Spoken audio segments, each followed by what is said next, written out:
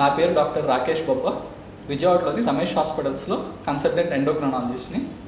చాలామంది diabetic patients ఈ వేసవికాలం ఏమి తాగొచ్చు, మాకు ఎండలు చాలా ఎక్కువగా ఉన్నాయండి, సో మేము కూల్ డ్రింక్స్ తాగొచ్చా, జ్యూసెస్ తాగొచ్చా అని అడుగుతూ ఉంటారు. సో ఈ వేసవికాలంలో ముఖ్యంగా డయాబెటిక్ పేషెంట్స్ మజ్జిగ ఎక్కువ తీసుకుంటే మంచిది. అలాగే బార్లీ వాటర్, లైమ్ జ్యూస్, ఒట్టి ప్లెయిన్ సోడా, వీటిల్లో షుగర్స్ కానీ క్యాలరీస్ కానీ ఏముండవు. ఇవన్నీ కూడా మంచిది. సో షుగర్ పేషెంట్స్ ఓఆర్ఎస్లు కానీ జ్యూసులు కానీ తీసుకోవద్దు. సో వీటిలో చాలా గ్లూకోజ్ ఉంటుంది.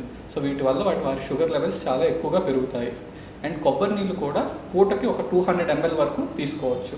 దాని నుంచి ఎక్కువ మోతాదులో తీసుకుంటే వారి షుగర్ లెవెల్స్ పెరుగుతాయి. సో ఈ వేసవికాలంలో అందరూ కూడా సాధ్యంత వరకు ఇంట్లోనే ఎక్సర్సైజ్ చేస్తే మంచిది. బయటికి వెళ్ళి ఎండలో ఎక్సర్సైజ్ చేయటం వారికి మంచిది కాదు. అండ్ ప్రతి 2 గంటలకి కొంచెం మజ్జిగ కానీ వాటర్ కానీ అలా ఏమైనా ఫ్రూట్స్ కానీ తీసుకుంటూ ఉంటే వారి షుగర్ లెవెల్స్ని కంట్రోల్లో పెట్టుకోవచ్చు.